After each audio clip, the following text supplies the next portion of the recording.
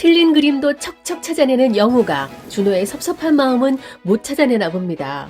단병을 아래 키스로 57초 기록 보유자를 놀라게 하더니 이젠 키스 신기록 보유자 프랑스 압박의자 준호를 극대노하게 만드네요. 사귀는 겁니까? 라니 나라를 잃은 것 같은 표정, 섭섭 그 잡채 준호.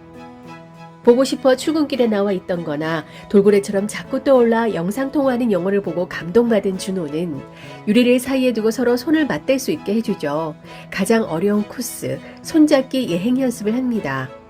간장 변호사와 유부김밥도 같이 먹고 놀란 영호를 꼭 안아서 진정도 시켜주는 다정 그 잡채 준호가 2번이나 키스까지 했는데 사귀는 게 아니라니 화날 만도 한데요.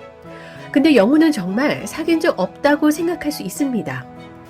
동그라미가 준호의 고백을 들었으니 바로 사귀라고 했을 때 사귀는 게 뭔지 몰랐던 영호는 털보에 좋은 대로 데이트를 해보면서 서로 알아가길 원했습니다.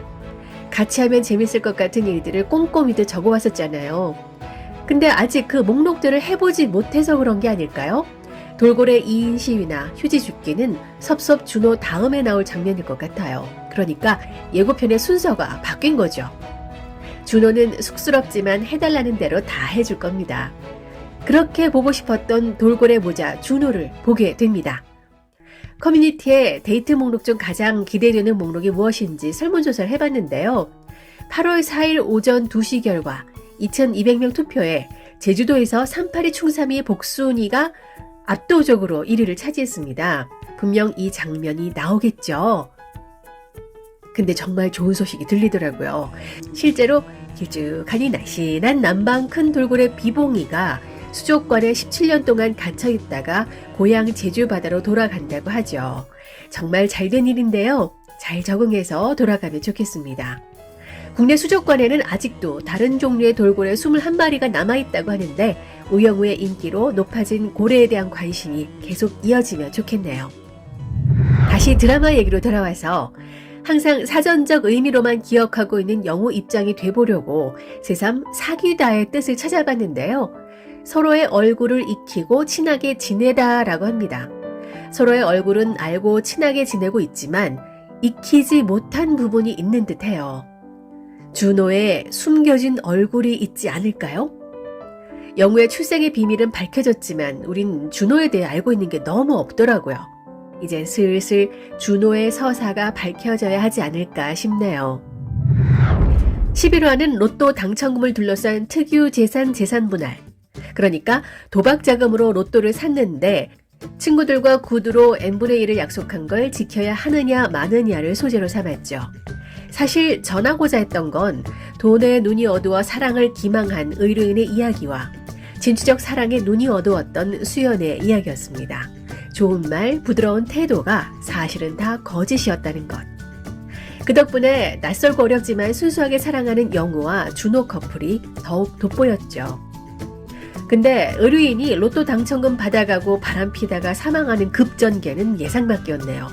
열불나서 답답한데 갑자기 마세라티와 트럭의 충돌이라니. 저 비싼 차가 까비. 가히 어마어마한 돈을 쓸만했네요. 권성징악이기도 하지만 영우가 겪는 고통과 이를 감싸주고 막아주는 준호를 보여주는 장면으로 효과적이었던 것 같습니다. 그런데 12화는 이들에게 위기의 시그널을 보내는 듯한 소재를 다루는 것 같습니다. 사내의 부부 구조조정이 쟁점이 되는 듯한데요. 이미 내부적인 검토를 한바다에서 했다는 서류가 나오는 걸 보니 회사와 구조조정에 반대하는 노조의 다툼에 한바다는 회사 측 대리인이 되나 봅니다. 하지만 노조 측 사람들을 만나면서 영우는 인간적인 고뇌를 하게 되나 본데요. 11화에서도 그랬듯이 정명석 변호사는 유도리 없는 원칙주의자 우영우가 인정 앞에서만큼은 흔들리는 것에 일침을 가했듯이 12화에서도 버럭 소리를 내며 판사가 내려야 할 판단을 내리지 말라고 따끔한 소리를 합니다. 기업 회생의 절차와 노동자의 단체 행동권을 바라보는 영우가 어떤 결정을 내릴지 모르겠지만 그게 의뢰인의 이익에 반하는 일이라면 한바다는 우영우에게 페널티를 내릴 수 있을 것 같습니다. 또한 표면적으로는 회사와 노조의 싸움이겠지만 지적장애인과 비장애인의 사랑처럼 이 사건을 영우 자신에게도 대입해보지 않을까 생각하는데요. 사내 부부 구조조정을 다루다 보니 준호와 같은 회사를 다니면서 사내 커플로 살아남기가 어렵다는 걸 느끼게 될 것 같습니다. 지금은 데이트하면서 설레고 행복한 나날을 보내고 있지만 이들에게도 위기의 그림자가 드리워질 것 같은 복선들이 나오고 있는데요. 한바다 대표가 엘리베이터에서 영우에게 뭐 어려운 거 없냐고 물었을 때 정말 어려운 얘기를 꺼내서 한 대표가 당황했잖아요. 그냥 웃고 넘어갈 수도 있는 장면 같지만 사실 그게 복선일 것 같습니다. 한 대표가 영우와 준호가 사귄다는 걸 알게 된다면 굉장히 놀래며 반대할 것 같은 느낌이 드는 건 저만 그런가요? 한 대표와 준호가 가족 관계라든지 뭔가 숨겨진 이면이 있을 듯해요.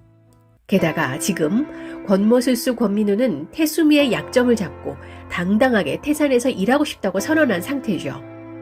우위에 놓고 경쟁에서 이기는 성과주의 태산 쪽이 권민우에겐 맞는 곳이긴 합니다만 저렇게 약점을 잡고 나오는 부하라면 언젠가 또 배신할 텐데 태수미는 받아줍니다. 단 조건을 걸죠.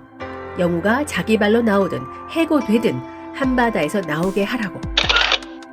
권민우는 지금도 그랬지만 예전보다 더 우영우의 일거수일투족을 빠짐없이 관찰하며 내보낼 궁리를 할 텐데요. 왜 우영우에게 페널티를 주지 않냐며 정명석에게 따질 때마다 혼났지만 이번 사건을 통해 정명석도 우영우의 행동을 두둔할 수 없는 상황이 될 것 같아요. 하지만 한 대표가 우영우를 막아주겠죠. 태수미의 약점이 우영우이기 때문에 어떻게든 데리고 있어야 하니까요. 권민우는 한 대표가 우영우의 방패막이라는 걸 알고 작전을 바꿀 것 같습니다. 우영우 관찰 안테나에 준호가 걸려들 게 뻔하고 둘이 사귀는 것을 믿기로 뭔가 일을 꾸밀 것 같아 불안한데요. 영우의 비상한 머리와 쉴드 치는 대표 때문에 어떻게든 살아남을 영우를 해고 쪽보다는 준호를 이용해서 스스로 나가게끔 만들지 않을까 싶네요. 아니 유유상종이라는데 왜 준호는 상극인 권민우와 같이 사는 건지 의아합니다. 일말이라도 권민우에게 의리나 정의나 인지상정이라는 게 있다면 깨달은 바가 있어서 영우 편이 되면 좋겠는데요. 사람 그렇게 쉽게 변하지 않죠. 만약 한바다에서 영우를 쫓아내는 일에 성공한다면 태수미가 정말로 권민우를 받아줄까요? 아무리 생각해도 태수미는 뭐가 그리 당당한지 모르겠습니다. 엎드려 빌고 어떻게든 숨겨야 할 마당에 더 치고 나가는 게 뭘 믿고 그러는 건지. 일단은 지금 한바다 대표가 우영우를 놓고 자신의 입지를 좌지우지하는 걸 못 견뎌하는 것 같아요. 영우와 한바다를 일단 떼어놓는 게 1순위. 그 다음 단계는 오광우와 떼어놓으려는 거겠죠? 한바다도 영우도 강같은 평화가 있기를 기원하면서 12화를 기다려보겠습니다.